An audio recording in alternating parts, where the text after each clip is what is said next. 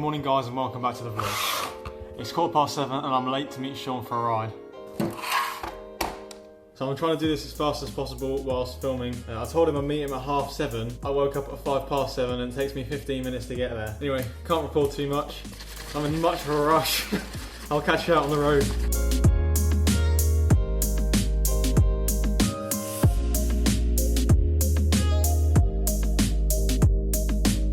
I think that's the quickest turnaround time between waking up and being on the bike. If I count that correctly, it's 15 minutes. I think we'll only end up being about 5-6 minutes late for Sean, which is, well, I'm not proud of it, but it's not too bad.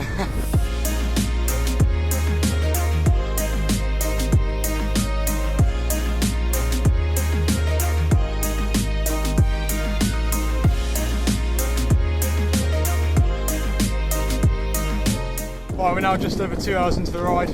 It's good to have that accountability with Sean this morning, because waking up at 7 o'clock, there was no way I was going to haul myself out in the meeting for 7:15, but we got it done. He peeled off back home about 20 minutes ago, and I'm just rounding the ride up to about 4 hours.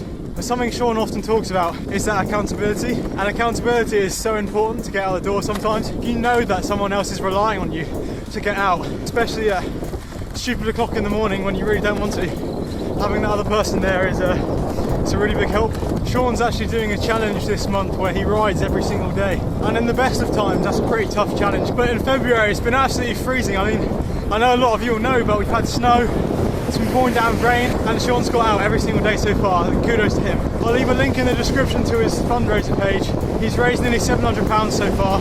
It's for a great cause. I can't for the life of me think of the cause, but I'll put it on the screen next to my face here.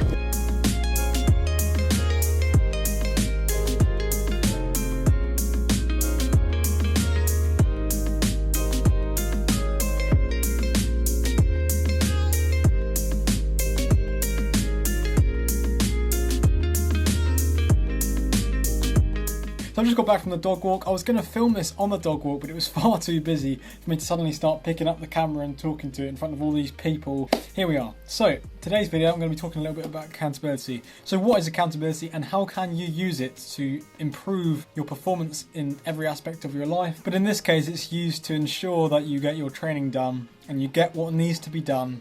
So I'm sure you all know what the term accountability means. It essentially means in this context that there is consequences for not following through with your word. So you say you're going to do something and you're going to do it, and someone is going to hold you accountable to that. They're going to make sure you do it, otherwise there is consequences. Now these consequences aren't always tangible, but they're mental. You know, you don't want to let someone down. And that's the idea with accountability, especially this morning. He said, look, I'll meet you at 7:30 in the morning in February. You wouldn't usually haul yourself out of bed to go out when it's almost not even bright yet. And you know what? Any excuses that do arise in the morning when you don't feel up to it, inevitably a lot of the time when you roll out of bed, you're not always in the right mindset just to suddenly be like, good morning guys, and what? No, you just want to crawl back into bed and turn the alarm off. Everyone experiences that. But the accountability kicks in because it's like, okay, if I don't go and meet him at 7:30, I'm letting him down. And it works both ways because he needs to get that ride done so that he can get back and do the Tesco delivery and crack on with the rest of his day. So he needs to get it done. And the thing to ensure it getting done is knowing that he's going to let me down if he doesn't turn up, and I'm going to be waiting for him like, what are you doing? So there's an element of trust between people, but it's a mutual form of accountability that gets you out the door. Now accountability isn't just important in cycling. You might agree to go to the library with someone to revise and study, and because you've both agreed to do that and you both go to the library to study, you're both holding each other accountable.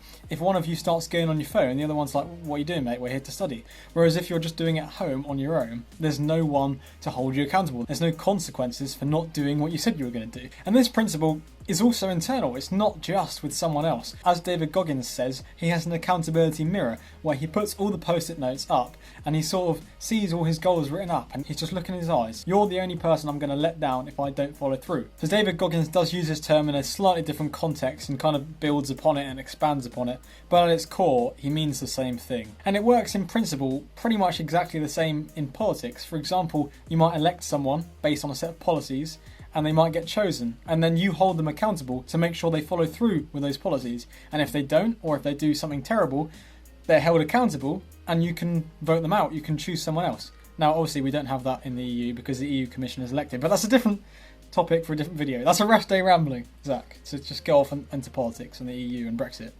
But I'll stick to the point. Accountability is really important. And not all of us are Iron Man. We can't all just completely shut off our emotions and just get it done like a robo. Sometimes we need to look elsewhere, externally. And that's why we're social creatures at the end of the day. We're humans. We interact with people. And so bouncing off each other positively, having that accountability, is always a positive. Anyway, that's basically what accountability is and what it can do for you. And as much as accountability does suck sometimes, you might not want to go on a ride and be like, oh, fine. You know, you got it in the back of your mind that you can't let someone down, so you begrudgingly get out of bed and meet them. But then once you're out, the mindset switches. It's just another way of tackling the problem of getting out the door and getting things done. Because in the modern world with so many infinitesimal amount of distractions and all sorts of ways which we can drag to get pulled elsewhere, it helps us stay focused and do what we say we're going to do. Anyway guys, I'm going to end it there. I've just got some pasta for dinner tonight. Hopefully I'll get an early night